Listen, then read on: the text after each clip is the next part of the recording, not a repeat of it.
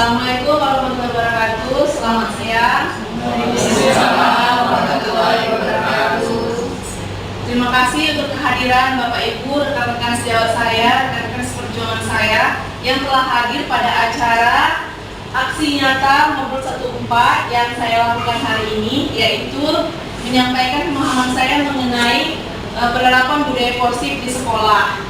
Adapun nanti kegiatan kita, semoga pemaparan saya bermanfaat untuk sekolah kita dan kita bisa berdiskusi di sini demi kebaikan anak didik kita juga. Kedepannya diharapkan bertumbuhlah budaya positif ini di sekolah kita. Untuk itu Bapak Ibu, untuk membuka kegiatan kita hari ini, saya meminta bantuan kepada Bapak Wakil Kepala Sekolah, Pak David Sondarigan. Kepada Bapak, waktu dan tempatnya saya persilakan. Selamat siang buat kita semua. Siang, Pak. Ini sama siang atau pagi ya? Siang. Ya. Oke. Terima kasih Bapak Ibu yang saya hormati, Bapak Ibu guru senior dan juga Bu Pira sebagai CGP Angkatan 10 yang saat ini akan memaparkan budaya positif di sekolah kita. Pertama-tama tadi Ibu Kepala Sekolah titip salam, dia tidak bisa hadir berhubung karena ada tamu kita dari Dinas Pendidikan dan juga dari Dinas Lingkungan. Itu tadi saya ditugaskan untuk mewakili beliau untuk membuka acara ini.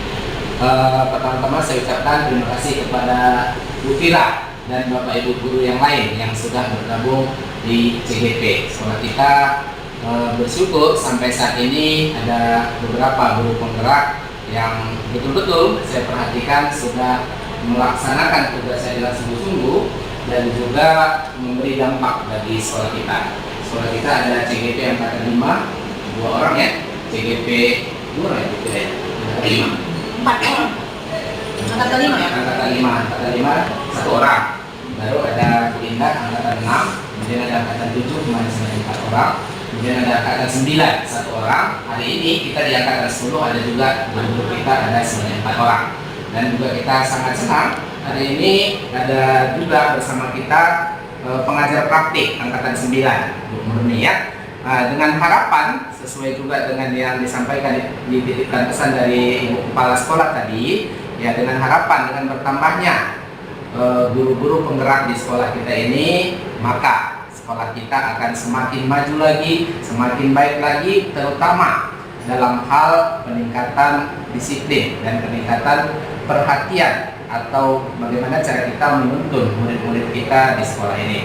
Sesuai dengan hari ini budaya positif, tentu kita akan banyak belajar dari Bu Pira tentu saja bagaimana cara menerapkan budaya positif, apa itu budaya positif, apa yang harus kita lakukan supaya betul-betul lah budaya positif yang mau kita terapkan di sekolah kita ini betul-betul itu untuk pembelajaran yang berpihak kepada murid dan bagaimana kita sebagai guru juga menuntun kodrat yang ada dalam diri murid itu sehingga mereka bisa mencapai impian dan cita-citanya sesuai dengan tujuan pendidikan yang kita ketahui, yaitu untuk mencapai kemerdekaan dan kebahagiaan yang setinggi-tingginya bagi peserta didik baik sebagai anggota masyarakat maupun peserta didik.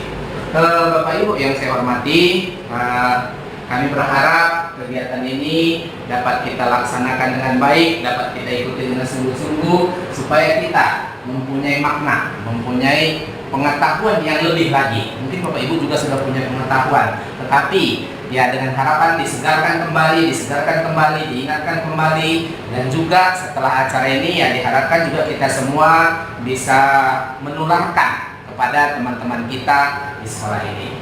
Selain daripada langsung kita terapkan di kelas kita masing-masing dalam pembelajaran, kita harapkan juga kita bisa menularkan kepada teman-teman kita yang lain. Tentu saja seperti kita ketahui Bapak Ibu, ada juga tantangan dan godaan yang kita dapati di sekolah kita ini. Yaitu biasa ya Bapak Ibu ya. Bapak Ibu pasti ada yang merasa masih ada beberapa guru senior atau beberapa guru yang tidak sevisi dengan kita. Ada ya Bapak Ibu ya. Bisa mungkin ada yang mengatakan, "Apa itu guru penggerak, sibuk sana sibuk sini." Namun kalau kita dalami, kalau kita nikmati, ini betul-betul bisa meningkatkan kompetensi yang dalam diri kita, memang betul-betul untuk menuntun dan mendukung murid-murid kita itu untuk mencapai impian dan cita-citanya. Nah, ayolah kita sama-sama bekerja keras, ayolah kita sama-sama bekerja untuk menularkan hal-hal positif yang sudah kita pelajari kepada teman-teman kita. Ya, mungkin hari ini kita ada berkumpul sebanyak 15 orang. Ya, yang 15 orang ini menularkan terhadap 2 teman yang lain, saya menularkan terhadap 2 teman yang lain, sehingga nanti semua guru-guru di sekolah kita ini semakin semakin solid untuk menerapkan kurikulum Merdeka ini. Nah, Bapak Ibu, kembali kami berharap program ini dapat berjalan dengan baik dan memberikan makna yang sesungguhnya.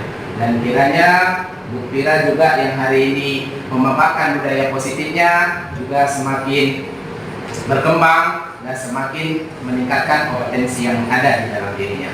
Kiranya kita semua sehat, Tuhan Yang Maha Kuasa memberkati kita, dan semua yang kita lakukan ini untuk kepentingan dan kemajuan bagi murid-murid kita. Maka dengan ini saya mewakili Kepala Sekolah Senior 13 Medan membuka aksi nyata modul 1.4 budaya positif yang dilaksanakan oleh Bu Fira Apriati SPD MPD, Guru Matematika SMA Negeri 13 Medan. Demikian yang bisa saya sampaikan. Kiranya kita tetap semangat dan salam guru penggerak. Terima kasih. Terima kasih kepada Pak Emerson Karigan MSI yang telah bersedia membuka kegiatan kita pada hari ini. Acara berikutnya yaitu agar acara kita diberi keberkahan, marilah kita berdoa yang akan dibawakan oleh Bapak Yusnar SPD MSI kepada Pak Ustadz Yusnar. Kami persilahkan. Gimana nih? Sini. Ya. Bismillahirrahmanirrahim. Assalamualaikum warahmatullahi wabarakatuh. Waalaikumsalam warahmatullahi wabarakatuh. Selamat siang semuanya, ibu bapak semuanya. Sebagaimana yang disampaikan Bu Fira tadi, untuk mengambil keberkahan acara kita hari ini, mari kita mengaturkan doa kepada Allah. Semoga apa yang sudah kita niatkan bersama terkabul, dan mudah-mudahan kita dari sekian orang menjadi yang selalu memberikan terbaik dalam hidup. Baik, untuk acara doa ini saya diminta untuk memimpin sahabat Islam bagi saudara kami, silakan disesuaikan. A'udzubillahi minasyaitonirrajim. Bismillahirrahmanirrahim. Alhamdulillahirabbil alamin wassalatu wassalamu ala asrofil anbiya'i wal mursalin wa ala alihi wa ashabihi. Allahumma shalli ala Muhammad wa ala ali Muhammad kama shallaita ala Ibrahim wa ala Ibrahim wa barik ala Muhammad wa ala Muhammad kama barakta ala Ibrahim innaka Hamidum Majid.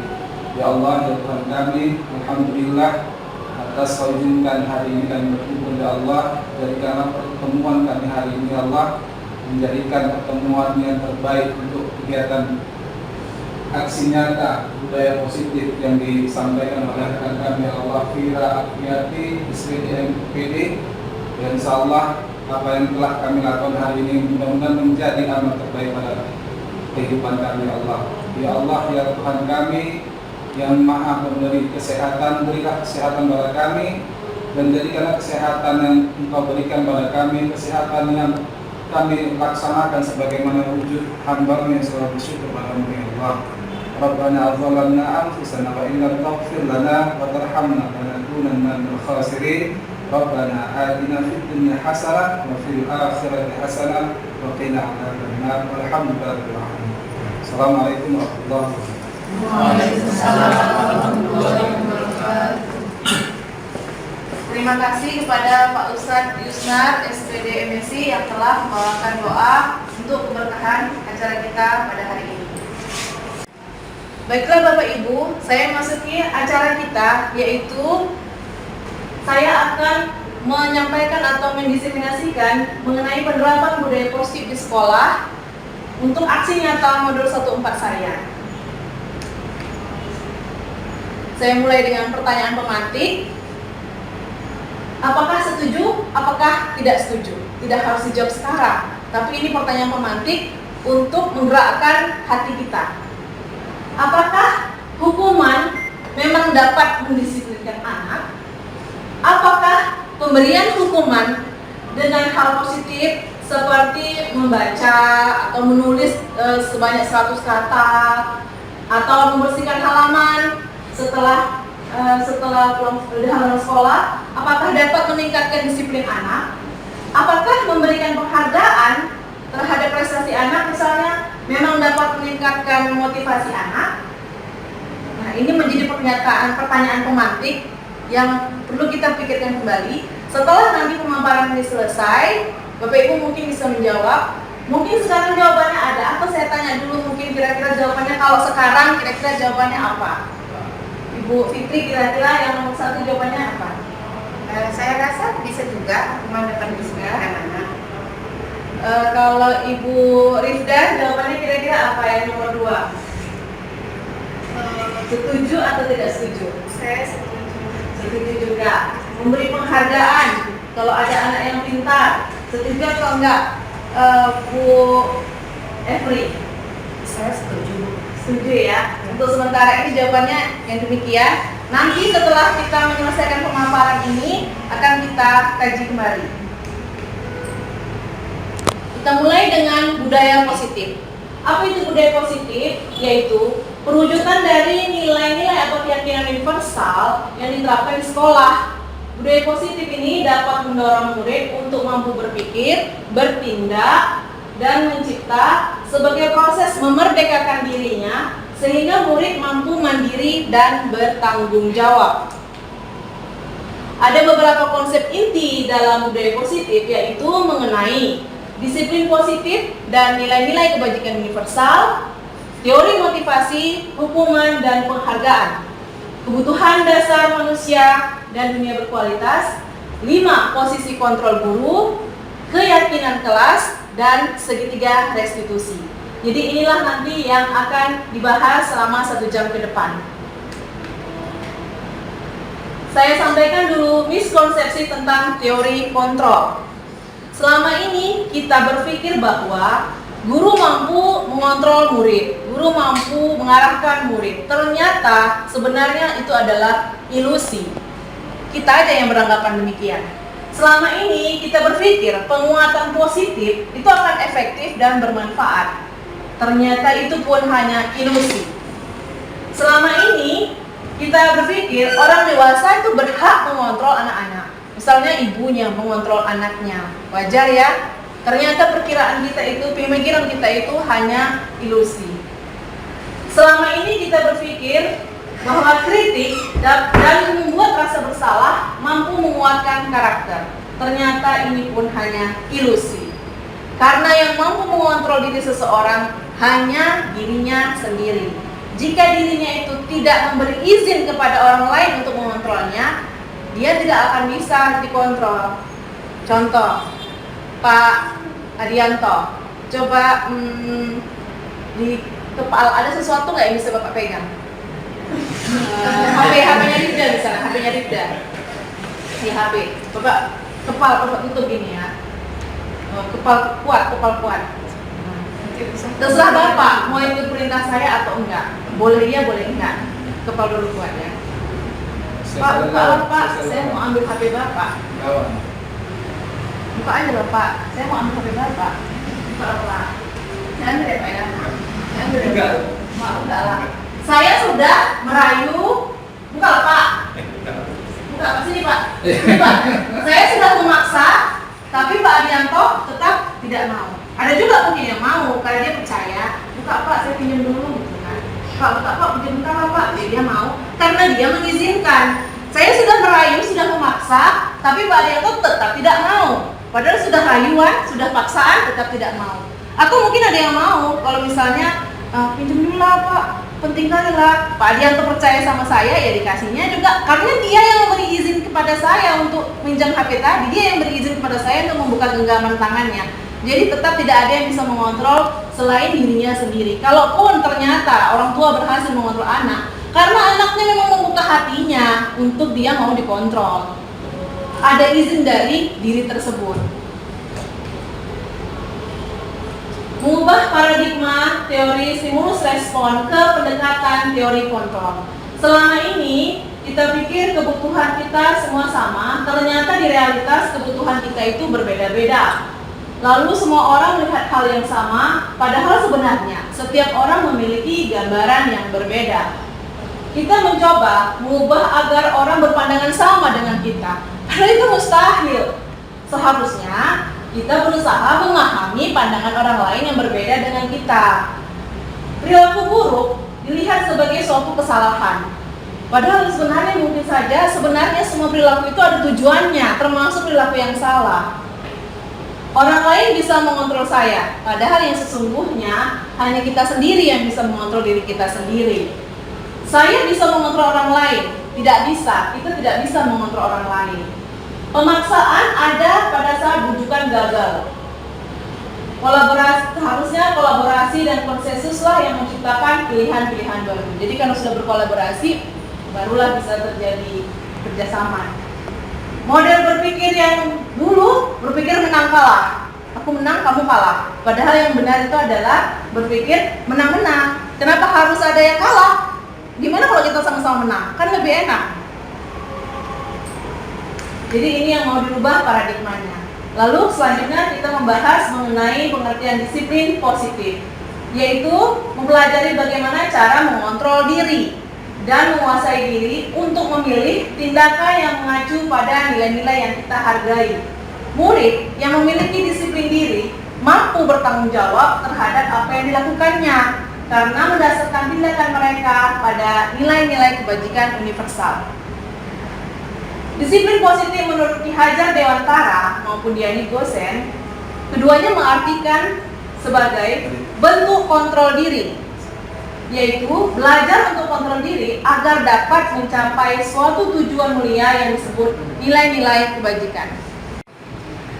Yang berikutnya mengenai nilai-nilai kebajikan, yaitu sifat-sifat positif manusia yang merupakan tujuan mulia yang ingin dicapai setiap individu. Nilai-nilai kebajikan universal ini disepakati bersama dan merupakan payung besar atau fondasi kita berperilaku. Salah satu nilai kebajikan yang ingin dicapai setiap anak Indonesia yaitu profil pelajar Pancasila. Apa saja itu profil pelajar Pancasila, masih ingat atau enggak? 5 itu yaitu benar kritis, gotong royong, berkebinekaan global, beriman dan berakhlak mulia, kreatif ya, inovatif. Terima kasih teman-teman. Saya lanjutkan. Nah, kita masuk ke teori motivasi, hukuman, penghargaan, dan restitusi. Ini yang menarik. Bagi saya ini menarik. Apa menariknya? Mari kita lihat. Hal-hal yang memotivasi perilaku manusia ada 3 hal, yaitu untuk menghindari ketidaknyamanan, untuk mendapatkan imbalan atau penghargaan atau apresiasi dari orang lain, untuk menjadi orang yang mereka inginkan dan menghargai diri sendiri dengan nilai-nilai yang mereka percaya. Yang ketiga ini, walaupun tidak dapat hukuman, walaupun tidak dapat apresiasi, dia tidak peduli. Yang penting dia ingin menjadi orang yang menghargai diri sendiri dengan nilai-nilai yang mereka percaya. Nah, kedua hal ini masih merupakan motivasi eksternal atau yang dari luar. Kita berusaha agar menanamkan motivasi internal yang dari dalam. Karena motivasi inilah yang akan membuat seseorang memiliki disiplin positif yang berasal dari internal, yaitu agar mereka menjadi orang yang mereka inginkan dan mereka mampu menghargai diri sendiri dengan nilai-nilai yang mereka percaya.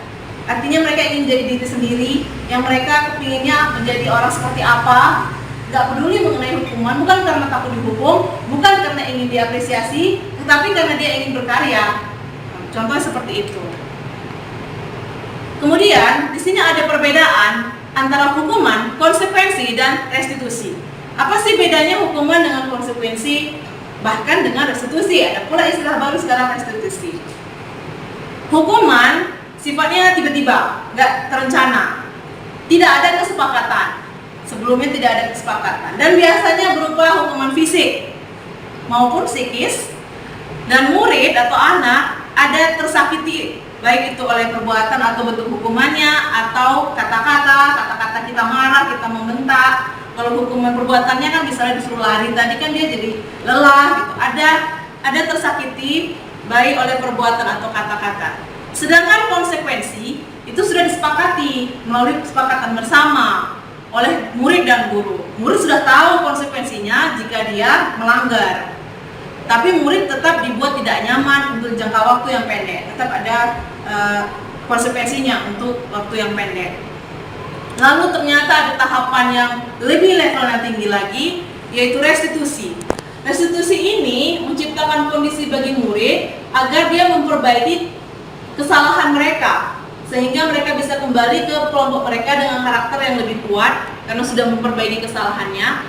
Restitusi ini proses kolaboratif yang mengajarkan murid mencari solusi untuk masalah, membantu mereka berpikir mau jadi seperti apa mereka dan bagaimana mereka memperlakukan orang lain. Jadi di restitusi bukan fokus kesalahannya apa lalu dihukum karena dia salah, tapi fokus untuk memperbaiki kesalahannya supaya dia bisa kembali kepada kelompoknya dengan karakter yang sudah benar tadi. Dihukum dengan penghargaan.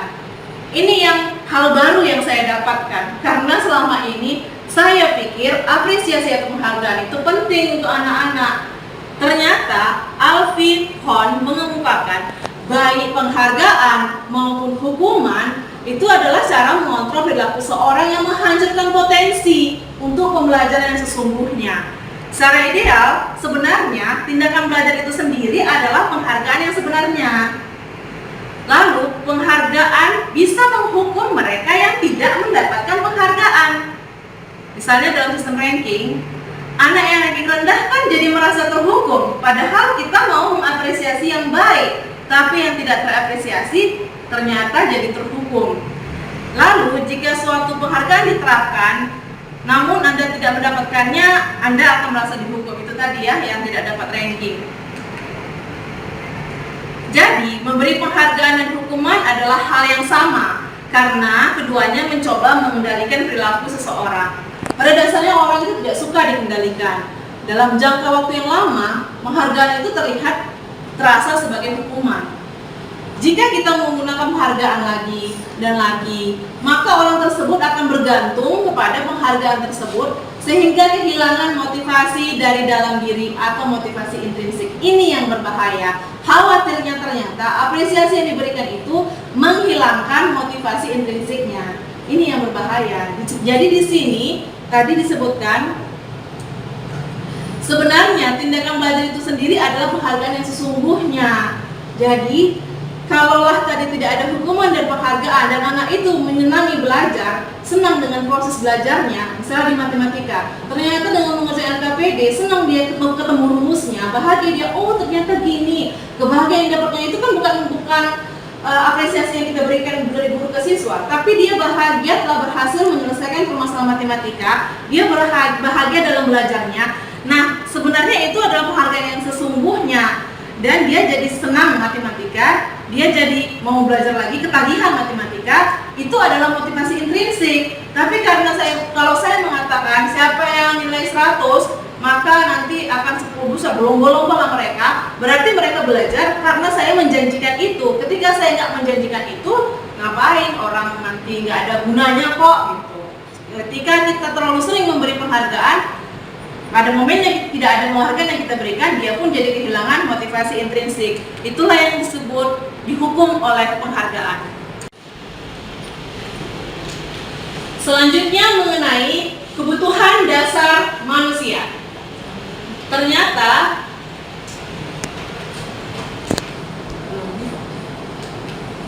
dari sini aja ya. Kebutuhan dasar manusia ada 5.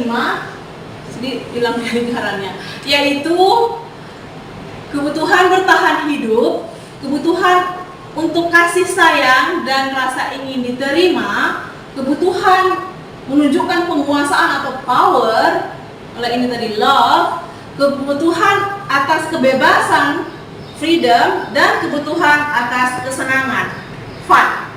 Contoh-contohnya, kebutuhan bertahan hidup, makanan, jadi rasa lapar, rasa haus, pakaian, tempat tinggal, keamanan, kesehatan. Jadi kalau dia sakit, nah itu berarti kebutuhan bertahan hidupnya, kalau sakit, kebutuhan bertahan hidupnya belum terpenuhi di kesehatan. Kalau belajarnya lagi lapar kan dia nggak fokus, berarti kebutuhan bertahan hidup atas makanannya tidak terpenuhi. Itu contohnya. Lanjut, kebutuhan akan kasih sayang dan rasa ingin diterima, yaitu contohnya menjadi bagian dari kelompok. Kan kadang-kadang ada ya di kelas kita itu kalau buat kelompok ada aja tuh yang nggak diterima gitu, yang nggak mau dia jadi kelompok siapa-siapa. Jadi jangan kekurangan rasa ingin diterima, kekurangan tidak terpenuhi, atau dipedulikan, misalnya nggak diterge dia, nggak dipedulikan sama kawan-kawannya, dia mau ngapain terserah gitu, berarti dia kekurangan kasih sayang. Bekerja sama, rasa diterima. Ada murid saya juga seperti itu ya di kelas ya. Jadi sepertinya dia kekurangan kasih sayang dan rasa ingin diterima karena dia merasa tidak diterima di kelas itu. Dia merasa tidak dipedulikan teman-temannya, dia merasa tidak bisa bekerja sama dengan teman-temannya, maka perlu penanganan lebih di sini. Dia ternyata kebutuhannya atas kasih sayang dan rasa ingin diterima belum tercukupi. Selanjutnya kebutuhan power atau penguasaan. Nah, di sini termasuk harga diri, keinginan untuk dianggap, keinginan untuk memimpin, keinginan untuk berprestasi, keinginan untuk diakui dan didengar. Mungkin di sinilah yang anak pinter-pinter itu kalau nggak kita pedulikan nggak terpenuhi kebutuhan dia untuk diakui, karena murid juga kan perlu ada wadah-wadah ekskul. Ternyata mereka memang punya kebutuhan untuk didengar, untuk berprestasi, untuk memimpin. Nah, jika memang seperti itu, maka solusi kita kepada anak yang kurang kebutuhan untuk ini bisa diberi tugas-tugas tanggung jawab, misalnya jadi ketua kelas, atau kita berikan wadah-wadah yang mereka bisa berprestasi. Jujur Bapak Ibu, saya sendiri pernah mengalami ini waktu SMA. Jadi waktu SMA kelas 1 saya rendah diri karena saya nggak dapat juara. Waktu kelas 1 semester 2 saya udah dapat juara 3, hilanglah rendah diri saya. Berarti saya membutuhkan agak tinggi kebutuhan untuk berprestasi atau kebutuhan untuk diakui gitu. Berarti saya, mungkin kawan-kawan yang lain santai-santai saja karena kebutuhannya untuk ini tidak terlalu tinggi. Bagi saya kebutuhan saya yang ini tinggi dan tidak terpenuhi pada saat saya nggak dapat juara, sehingga mungkin kubur saya waktu SMA di situ. Saya agak minder dulu. Baru saya sadar ternyata manusia itu berbeda-beda ya. Ternyata ada kebutuhan dasar manusia itu memang kebutuhan yang harus dipenuhi gitu untuk penguasaan. Kebutuhan dasar kebebasan. Ternyata anak-anak butuh diberikan pilihan, butuh mencoba hal baru. Mereka gampang bosan kan? Dan butuh untuk mandiri. Kebutuhan untuk kesenangan. Ternyata anak senang bermain, senang humor, senang tertawa, senang antusiasme. Jadi kalau kita gurunya membuat pembelajaran kita bosan, maka kebutuhannya untuk kesenangan tidak terpenuhi.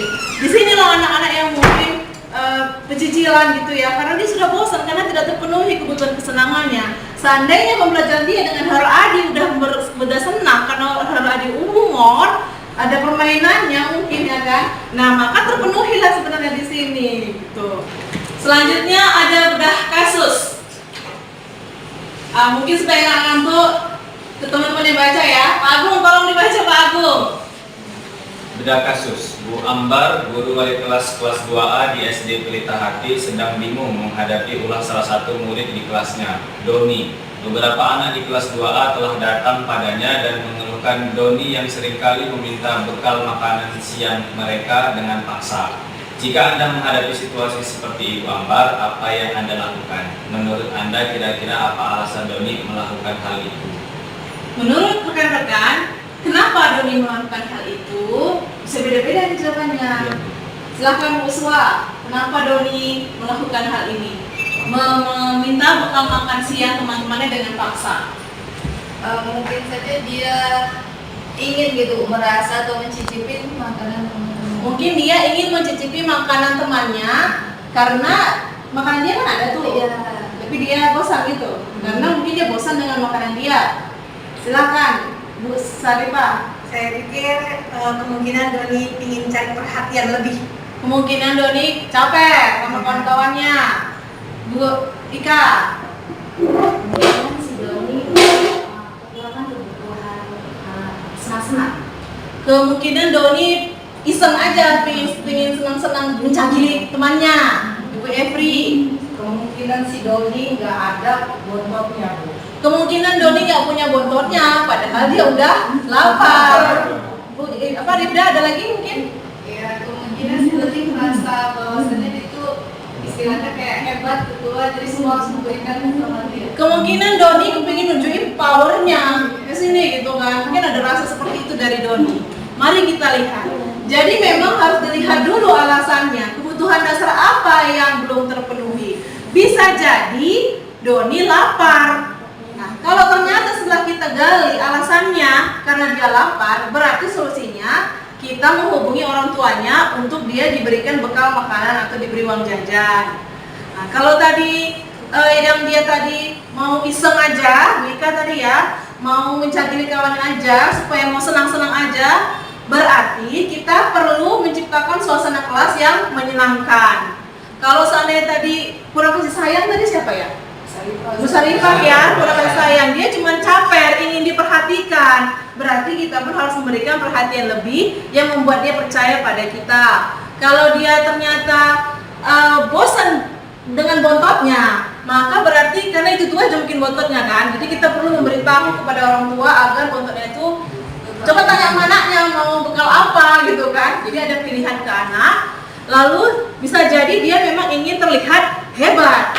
Kalau emang seperti itu coba dia sudah jadi ketua kelas. Ada loh anak saya gitu Sigit, masih ingat? Sigit itu dulu paling bandel. Tapi begitu jadi ketua kelas, genah dia rupanya. Ada rupanya orang gitu. Lulus tanpa jadinya ternyata gitu kan. Nggak ini juga nggak nyangka. Nah, untuk selanjutnya Bapak Ibu, kita masuk ke 5 posisi kontrol guru. Jadi ternyata guru itu berposisi itu macam-macam. Selama ini kita ada di posisi mana? Nanti kita gali bersama-sama. Posisi pertama, posisi penghukum. Ilustrasinya nih ya, marah-marah. Posisi kedua, pembuat merasa bersalah, sehingga murid jadi merasa bersalah. Posisi ketiga, pemantau, PNN ya. Posisi berikutnya, teman. Kayaknya bagus juga ya posisi teman ya kan, kita jadi temannya siswa. Tapi sudah benarkah itu? Posisi berikutnya sebagai manajer. Sebagai penghukum bisa menggunakan hukuman fisik maupun verbal. Nada suara kita biasanya tinggi. Bahasa tubuh kita, mata kita melotot, dari jari menunjuk-nunjuk, kamu ya, kamu terlambat aja gitu ya kan, menghardik.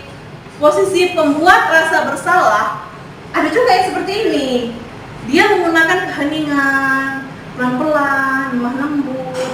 Padahal sebenarnya dia sedang membuat anak itu merasa bersalah, sedang membuat anak itu rendah diri, sedang menyalahkan anak itu, tapi strategi dia ternyata lemah lembut. Padahal sebenarnya sedang menyalahkan anak itu. Ada yang seperti ini, pembuat rasa bersalah. Posisi teman, ini biasanya disenangi siswa ya kan. Tapi di sini ternyata ada juga tidak baiknya, karena bisa saja suatu saat guru itu nggak bisa membantu, jadi murid akan kecewa karena selama ini dia sudah tergantung pada guru yang menjadi teman dia. Posisi pemantau, jujur saya sendiri pun merasa ini udah ideal banget, saya pikir ini udah benar banget. Mungkin kita juga di tahap ini gitu.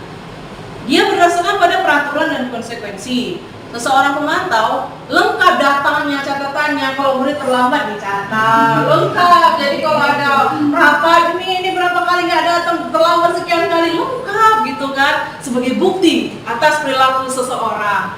Murid pun tahu konsekuensinya atas pelanggaran yang dilakukannya terhadap peraturan sekolah. Tapi murid tetap dibuat tidak nyaman dengan menjalani konsekuensi. Itu adalah kan suruh bersihkan gitu kan kita, halaman kelas kita kan. Nah, atau misalnya mengerjakan tugas dan guru memantau, udah rajin kali nih gurunya memantau ya kan. Jadi kasih konsekuensi, gurunya mengawasi. Udah guru yang ideal, menurut saya udah ideal kali. Ternyata ada level up-nya, level yang lebih tinggi yaitu kalau di sini fokusnya pada kesalahan dia terlambat. Karena dia salah, dia dihukum, yaitu membersihkan halaman sebagai konsekuensi atas peraturan sekolah. Kembali ya, bahasanya peraturan gitu kan. Nah, kalau di sini murid mempertanggungjawabkan perilakunya. Murid menemukan solusi atas masalahnya sendiri, mengacu pada segitiga restitusi yang menjadikan murid manajer bagi dirinya sendiri. Murid diajak menganalisis kebutuhannya maupun kebutuhan orang lain. Jadi di sini penekanannya bukan pada kemampuan membuat konsekuensi, namun memperbaiki kesalahan yang ada. Sebenarnya pertanyaan saya, kalau dia bersihkan halaman kita, apakah menjamin besok dia nggak terlambat? Belum tentu ya kan. Nah, jadi mungkin lebih baik dia diajak apa ya, nanti ada contohnya ya. Tujuannya kan sebenarnya supaya dia nggak terlambat lagi. Nanti ada contohnya. Ini contoh kata-kata dari 5 posisi kontrol guru. Sebagai penghukum, biasanya terucaplah dari guru tersebut, terlambat lagi, kamu aja pun yang terlambat. Yang merasa. Kamu aja yang terlambat, tiap hari kamu terlambat gitu ya kan. Kapan bisa nggak terlambat? Yang merasa. Ternyata sedang berada di posisi penghukum. Saya begitu juga. Jadi jangan khawatir teman-teman, ini kita kan sedang belajar. Ternyata kita jadi tersadarkan gitu ya kan. Saya pikir hebat kali lah diri kita ini. Lalu pembuat merasa bersalah. Ini ngomongnya pelan-pelan. Adi, kamu kenapa ini? Kamu kan udah janji sama ibu nggak terlambat lagi. Kamu senang ya kalau mengecewakan saya? Senang kamu, saya sedih. Saya jadi dihukum kepala sekolah loh. Kamu nggak kasihan sama saya? Kayak gitu cara ngomongnya, ada kan kayak gitu kan? Ternyata dia sedang berposisi pembuat merasa bersalah.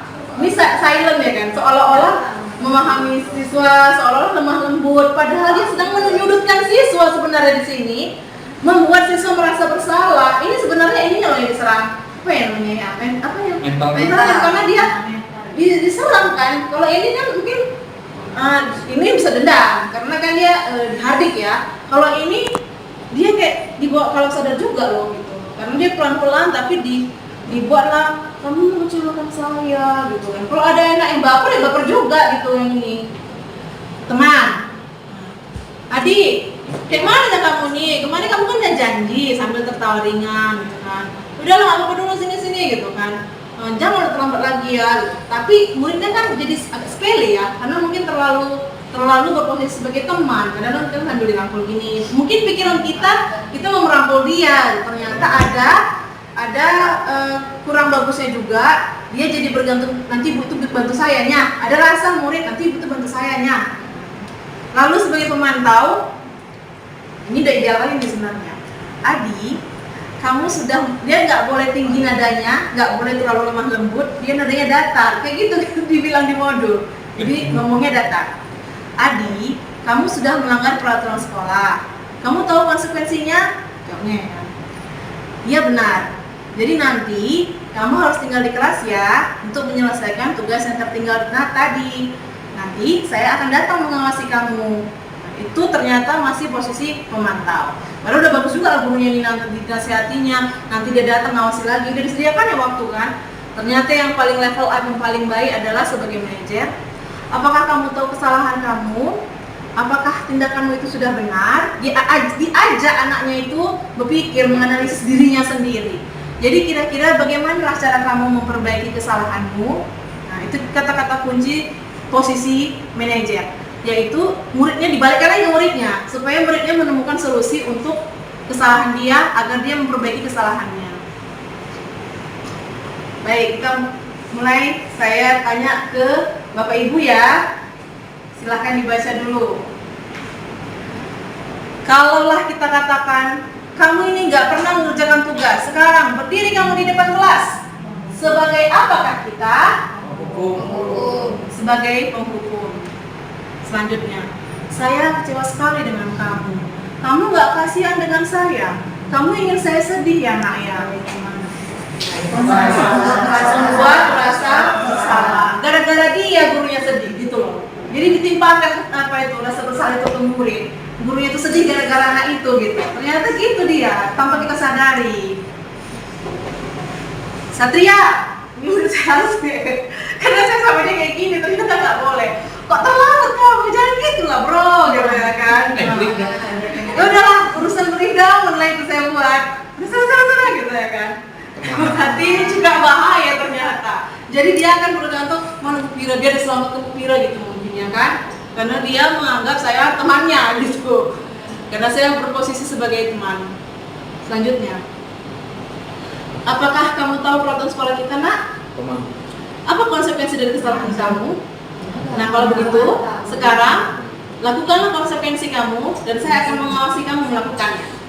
Mantap. Yang terakhir, kenapa kamu melakukan kesalahan tersebut? Bisa terlambat ya. Kenapa kamu terlambat, nak? Gitu kan. Oh ya udah, berbuat kesalahan itu hal yang wajar. Namun, saya tidak ingin mencari kesalahan kamu. Saya ingin kita fokus pada menemukan solusi. Menurut kamu, sudah tepat nggak cara kamu? Sekarang sudah tepat nggak kamu yang terlambat ini? Misalnya ya kan? Atau adakah cara lain yang lebih efektif? Dia yang mau pikir sendiri, dia harus gimana? Jadi bagaimana cara kamu memperbaiki kesalahan kamu? Jadinya dia yang berpikir sendiri. Kalau di sini tadi sebenarnya kita nggak ada menggali dia harus bagaimana memperbaiki dirinya, nggak ada ternyata kan. Di sini dia bukan fokus kepada kesalahannya dan menghukum atas kesalahannya, tapi fokus untuk memperbaiki diri ke depannya. Keyakinan kelas. Nah, keyakinan kelas ini berbeda dengan peraturan. Kalau keyakinan kelas dia bersifat lebih abstrak dari peraturan. Kalau peraturan kan lebih rinci dan konkret. Lalu keyakinan kelas ini berupa pernyataan universal dan senantiasa dibuat dalam bentuk positif. Keyakinan kelas sebaiknya sesuatu yang dapat diterapkan, tidak terlalu banyak sehingga mudah diingat dan dipahami. Lalu semua warga kelas hendaknya ikut kontribusi, jadi dilibatkan semuanya ya untuk membuat keyakinan kelas lewat kegiatan curah pendapat. Jadi agak beda dengan peraturan kelas. Kalau di sini dilibatkan muridnya untuk membuat keyakinan kelas tersebut, bukan sudah ada kian gitu. Baiklah Bapak Ibu, inilah puncaknya, yaitu segitiga restitusi yang sedang berusaha kita praktekkan. Agak susah-susah gampang karena biasanya nggak begini kayak kan, jadi pribadi guru. Tapi ternyata memang efeknya luar biasa. Ternyata siswa itu senang kalau kita tuh melakukan segitiga restitusi dan kita sendiri juga kita senang. Nanti ada videonya, bisa kita lihat bersama. Restitusi seperti tadi sebenarnya sudah dijelaskan, yaitu proses menciptakan kondisi bagi murid untuk memperbaiki kesalahan mereka sehingga mereka dapat kembali kepada kelompok dengan karakter yang lebih kuat. Karakter yang sudah benar misalnya ya. Inilah dia Bapak Ibu, segitiga restitusi. Ada menstabilkan identitas, validasi tindakan yang salah, menanyakan keyakinan. Di menstabilkan identitas, nanti bahasanya juga ada khasnya. Setiap orang pasti pernah melakukan kesalahan, gurunya ngomong gitu. Atau gurunya ngomong, kamu bukan satu-satunya yang pernah melakukan ini gitu. Di menstabilkan identitas ini, gurunya menerima dulu kondisi murid yang tadinya bersalah, itu nggak langsung ngejudge gitu. Kita iyakan dulu dia, kita tidak membuat dia bersalah, nggak usah kita sudutkan dulu dia jadi bersalah gitu. Ya iyalah nah, nggak apa-apa, kita nggak apa-apakan aja dulu. Tapi lalu kita validasi tindakan yang salah. Apakah ada cara yang lebih efektif? Apakah caramu sudah benar? Mulai ya, kita diajak dia berpikir. Kalau identitasnya sudah stabil, dia sudah membuka hati. Ini maksudnya supaya anaknya membuka hati. Karena kalau kita langsung ngejudge, dia akan nolak. Kan kita mau ngasih nasihat, ditolaknya itu. Nah, tapi ketika dia sudah menstabilkan identitas, karena kita sudah dengarkan dia, kita iyakan dia kan, baru kita tanya, adakah cara yang lebih efektif? Apakah caramu sudah benar? Nah, kemudian kan dia berpikir, lalu masuklah ke menanyakan keyakinan. Keyakinan kelas apa yang sudah kita sepakati, atau kamu ingin jadi orang seperti apa? Kira-kira solusimu apa untuk memperbaiki diri ke depan? Oh, ini tadi penjelasannya ya, menstabilkan identitas. Ya, ini bagian dasar dari segitiga yang bertujuan mengubah identitas anak dari orang yang gagal karena melakukan kesalahan menjadi orang yang sukses. Kalau kita mengkritik dia, maka kita akan tetap membuatnya dalam posisi gagal. dalam kondisi ini orang akan cenderung menyalahkan orang lain atau mempertahankan diri daripada mencari solusi. Jadi dia kayak buat benteng gitu. Tetap kalau kita marahi, kasih saran, dia tetap nggak mau disalahkan, gitu. Nggak mau disalahkan. Kemudian dia nyalahkan orang lain. Jadi bukan fokus mencari solusinya, tapi dia akan membela diri terus karena dia sedang diserang. Maka kita perlu menstabilkan identitasnya. Nah, kalau kita ingin dia menjadi reflektif, tujuan kita tadi itu supaya dia merefleksi diri, maka kita harus meyakinkan si anak dengan cara mengatakan kalimat ini. Berbuat salah itu tidak apa-apa, karena tidak ada manusia yang sempurna. Kan memang nggak mungkin kita selalu benar ya. Saya juga pernah kok melakukan kesalahan seperti itu. Kita bisa nih menyelesaikan ini. Bapak nggak peduli siapa yang salah, tapi Bapak Ibu ingin mencari solusi dari masalah ini. Kamu berhaklah marah, misalnya marah ya, wajarlah kamu marah. Jadi kita ikuti dulu dia ternyata. Kita stabilkan dulu identitasnya. Kalau dia lagi emosi kan, redalah itu. Karena dia merasa diterima, karena dia merasa diiyakan atau tidak disalahkan. Barulah kita masuk ke validasi tindakan yang salah. Setiap tindakan itu dilakukan dengan ada tujuan, yaitu memenuhi kebutuhan dasar tadi.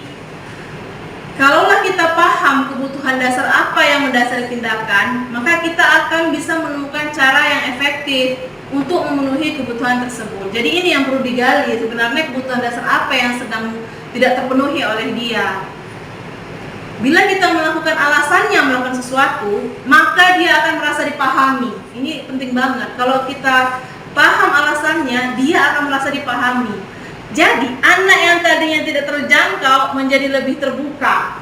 Ternyata ini kan secara teori ya kan. Saya kan nyoploknya ini dari modul, saya coplok ke sini. Secara ajaibnya, ternyata kalimat ini persis sama dengan yang diucapkan oleh siswa pada saat saya bertanya testimoni. Dia mengatakan ini, padahal saya nggak ada buat skenario teks apa-apa. Memang seperti itu dari hati dia. Ini padahal teori, maka dia akan merasa dipahami. Anak yang tadinya tidak terjangkau menjadi lebih terbuka. Ternyata anak itu pun mengatakan demikian. Padahal nggak ada saya ajari atau setting-setting. Memang dari hatinya, nanti kita lihat videonya. Kalimat yang memvalidasi kebutuhan mereka untuk validasi tindakan yang salah. Kamu pasti punya alasan mengapa melakukan hal itu.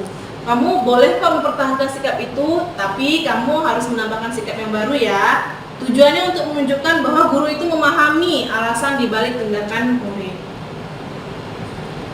Lalu yang terakhir yaitu menanyakan keyakinan. Yang disinilah baru kita cari solusinya ya kan. Kita galilah dia supaya dia pun mencari cara memperbaiki diri. Karena tadi dia sudah didengarkan, sudah dipahami, diajak merefleksi diri, diajak mencari solusi.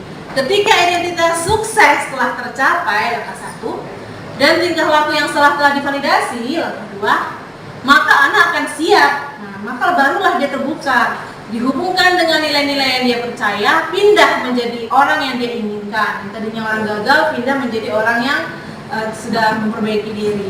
Pertanyaan yang di bawah ini menghubungkan keyakinan anak dengan keyakinan kelas atau keluarga atau keyakinan dirinya.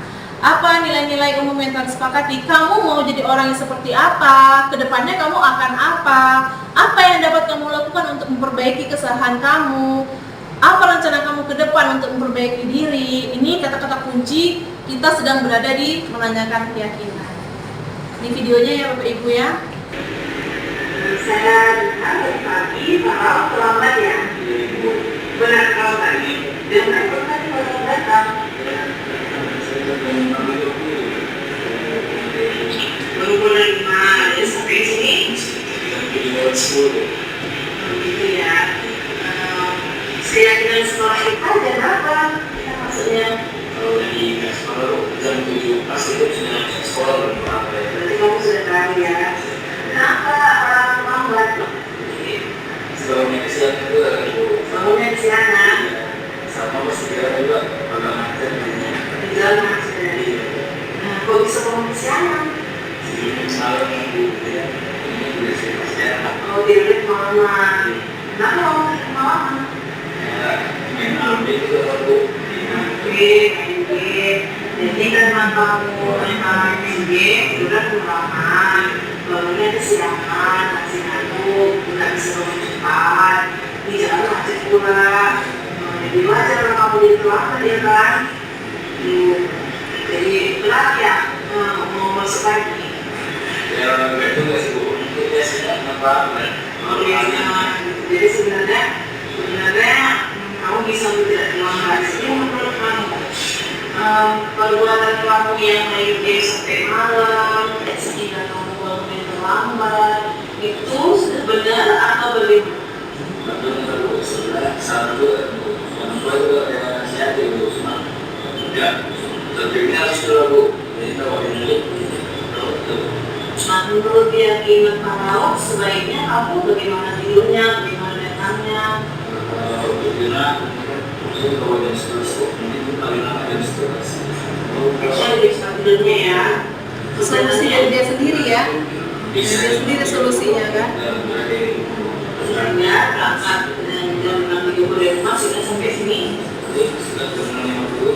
Harusnya jam 6.50 sudah sampai. Itu keyakinan Farao seperti itu ya.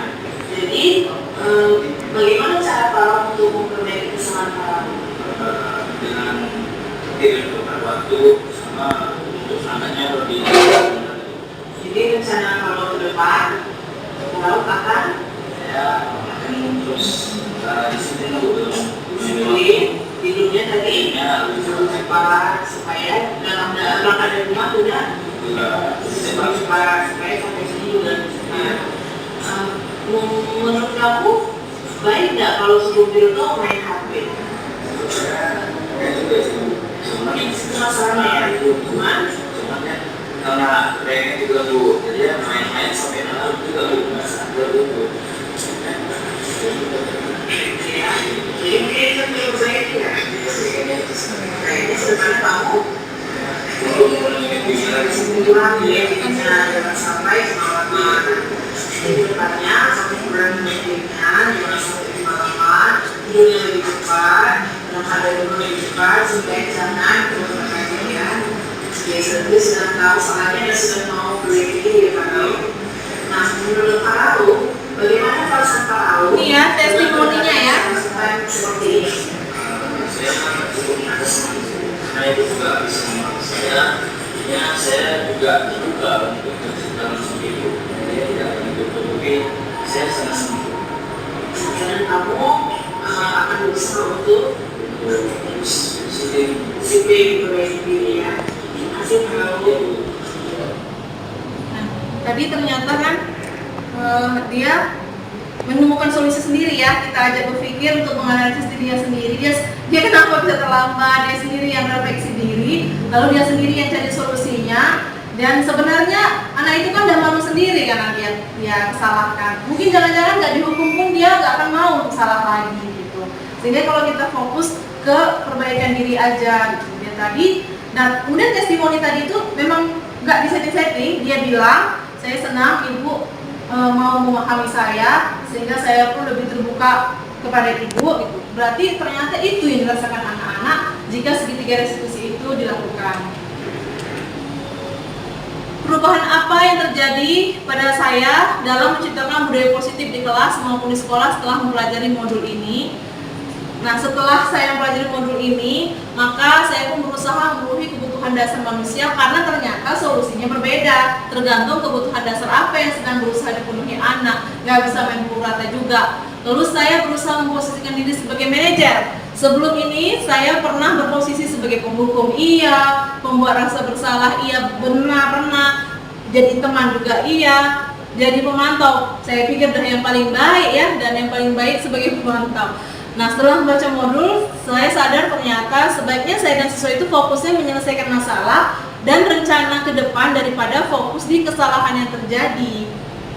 Lalu saya pun berusaha, walaupun ya nggak penuh ya, belum benar-benar penuh, saya berusaha menjalankan segitiga restitusi. Yang sebelumnya saya langsung minta anak dengan konsekuensi, sekarang saya stabilkan dulu identitasnya, validasi dulu tindakannya, barulah menanyakan keyakinannya. Perasaan saya pun setelah menerapkan budaya positif, saya sendiri pun merasa lebih bahagia menjadi guru. Dengan peran baru saya sebagai manajer menjalankan segitiga restitusi, fokus pada penyelesaian masalah, anak murid tadi senang dan kita sendiri pun juga ikutan senang, bahagia gitu. Karena mereka bilang saya jadi lebih memahami mereka dan mereka bisa lebih terbuka. Adakah hal-hal yang menurut Anda penting untuk dipelajari dalam proses menciptakan budaya positif di lingkungan kelas maupun sekolah? Nah, ini Bapak Ibu, tujuan salah satunya kenapa kita berkumpul di sini. Hal penting yang perlu dipelajari yaitu bagaimana agar seluruh warga sekolah mampu untuk kompak bekerja sama menerapkan budaya positif ini. Karena jika hanya sendirian, ya sulit, ya nggak bisa ya, dan dia tidak bisa berkelanjutan gitu, karena putus di saya aja. Jadi memang harus kompak sama-sama. Budaya positif tersebut hendaknya dilakukan semua pihak sekolah. Barulah namanya disebut budaya positif sekolah. Kalau saya aja berarti mesti budaya positif Vira gitu ya kan. Baiklah Bapak Ibu, terima kasih untuk terima kasih untuk waktunya. Mungkin boleh kita buka dengan sesi tanya jawab. Baiklah teman-teman, sekarang sesi untuk tanya jawab. Apakah ada dari teman-teman yang ingin bertanya? Ya, saya Bu. Iya. Terima kasih sudah diberi kesempatan untuk berdiskusi ya. Kita mungkin sharing di sini Bapak Ibu. Tadi kan Bu Fira sudah memperlihatkan ya sama-sama kepada kita video tentang siswa kita yang terlambat dan sudah menyajikan paparan tentang disiplin positif.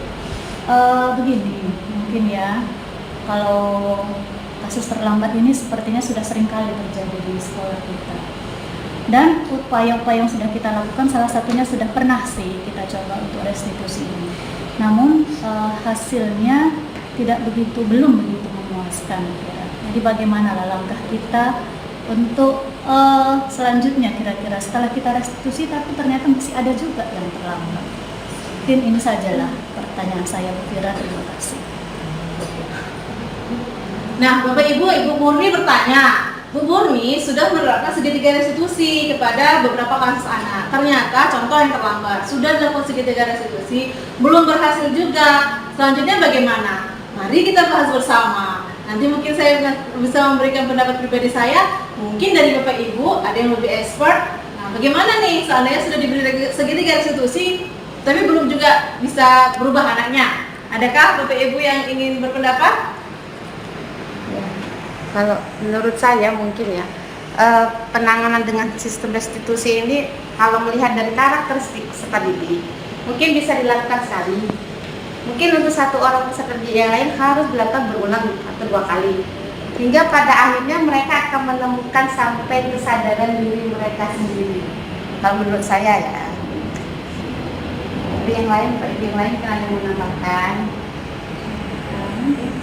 Baiklah, Bu Efri, silahkan. Saya perwakilan guru BK, mungkin yang mewakili isi hati teman-teman. Benar kata Bu Fitri tadi, kalau yang terlambat sekali mungkin dilakukan hal yang begini, yang 2 kali begini, mungkin ada 1-2 anak yang memang berubah gitu. Tapi ada deh sampai berulang-ulang apapun metode yang kita lakukan nggak mampu sampai kita sudah home visit sudah, anak orang tua dipanggil sudah tanda tangan jangankan 1 materai yang 10.000, 20.000, 30.000 sudah. Tapi memang itu tadi Bu, kontrol dirinya itu memang tidak, dari dia itu memang tidak berubah. Ya begitulah. Oh, baik. Jadi ibu-ibu tadi sudah ada 2 pendapat ya. Dari Bu Murni bertanya, lalu Bu Fitri memaparkan pendapatnya. Saya pun kurang lebih demikian, bahwa ini kan teori surganya ya kan. Dalam pelaksanaannya ya tidak semulus video tadi gitu kan. Benar, sekali anak dikasih belum tentu berubah gitu. Dan ini budaya juga mungkin belum membudaya, namanya budaya. Biasanya untuk menjadi budaya itu butuh bertahun-tahun gitu. Butuh bertahun-tahun. Jadi memang baik dari gurunya maupun dari siswanya itu butuh waktu. Ada beberapa anak yang sekali 2 kali dilakukan segitiga restitusi sudah berubah. Tadi sudah terbukti ya, ada buktinya tadi yang mengatakan 1-2 anak sudah berubah. Berarti ada yang efektif. Ada yang tidak bisa langsung efektif. Memang butuh waktu, memang butuh proses. Memang tidak instan, tidak mungkin instan gitu. Makanya menjadi bahasanya itu budaya, karena dia pasti butuh proses, butuh waktu, supaya baik bagi guru dan bagi siswa sama-sama tertanam, agar siswanya kan yang kurang tadi kan siswanya belum punya intrinsik tadi ya, motivasi intrinsik, belum punya rasa tanggung jawab terhadap apa yang dia lakukan. Itulah yang memang sedang mati-matian kita bangun, dan proses kesananya ya pasti sulit, dan ini pun adalah teori surga. Tapi setidaknya kalau kita berusaha mempraktekkan ini, mudah-mudahan ada hasilnya dan ada rasa bahagia setelah mempraktekannya, baik dari guru maupun siswanya. Pertanyaan selanjutnya. Ya Bu, saya terima kasih Bu atas kesempatan ini. Di sini saya akan bertanya. Setelah saya mengikuti pemaparan ini, saya jadi penasaran, ingin mengetahui jawaban dari pertanyaan pemantik tadi Bu di slide pertama Bu. Mungkin sudah bisa kita diskusikan Bu.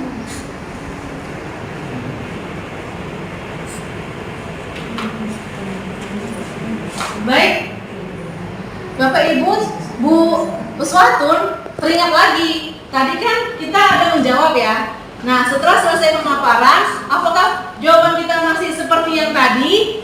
Apakah masih seperti yang dulu gitu ya kan? Hukuman dapat mendisiplinkan anak, setuju atau tidak setuju? Tidak setuju ternyata. Pemberian hukuman dengan hal positif seperti membaca atau membersihkan halaman sekolah dapat meningkatkan disiplin anak? Ternyata tidak. Karena sebaiknya kita fokus kepada memperbaiki kesalahan, bukan fokus menghukum dia yang sudah bersalah gitu. Memberi penghargaan dapat meningkatkan motivasi anak? Tidak, karena jadinya anak bergantung pada penghargaan tersebut. Udah hilang keinginan dia yang memang ingin belajar. Oh, ini tadi. Bapak Ibu di sini saya tanya lah dulu. Kalau ikut diklat, ada nggak yang ikut diklat supaya dapat 32 JP? Ada banyak.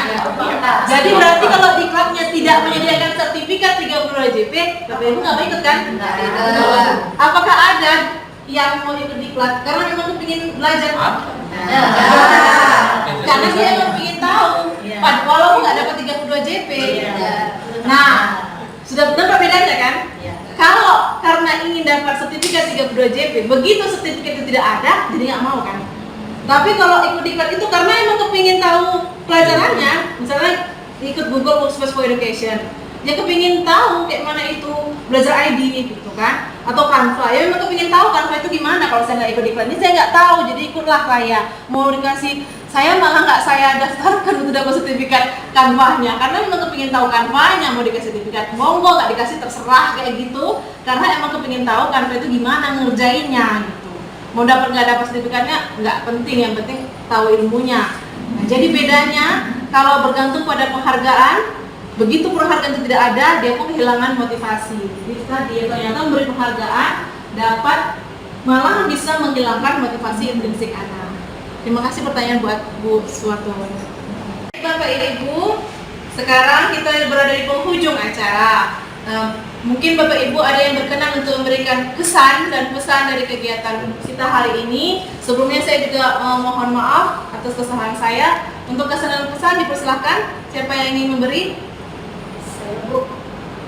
Silakan Bu Evri. Ya, terima kasih sebelumnya. Baik Bu, setelah ini mungkin kesan saya secara pribadi, setelah saya mengikuti kegiatan Ibu pemaparan mengenai disiplin positif, saya lebih mengerti bahwasanya guru itu memang memiliki 5 kontrol guru, di mana kelima-lima itu kita sudah menjalaninya, mulai dari si penghukum, teman, dan lainnya, hingga ternyata yang lebih baik itu memang sebagai manajer. Mungkin kedepannya positifnya itu budaya positif ini akan kami jalankan, mudah-mudahan berhasil. Gitu. Amin. Berhasil teori surga ini tadi ada dari Bu Evri yang guru BK ya. Demikian Bapak Ibu, untuk kesannya sudah terwakili. Baik Bapak Ibu, terima kasih untuk kesediaan waktunya menghadiri acara saya. Semoga budaya positif ini tertanam di sekolah kita untuk berhasil membawa anak kita mampu bertanggung jawab atas perbuatannya, mampu untuk menumbuhkan motivasi intrinsik sehingga menjadi orang yang tadi ingin menghargai dirinya sendiri dan menjalankan keyakinan dia. Terima kasih Bapak Ibu, kurang lebihnya atas saran saya mohon maaf. Assalamualaikum warahmatullahi wabarakatuh. Waalaikumsalam warahmatullahi wabarakatuh.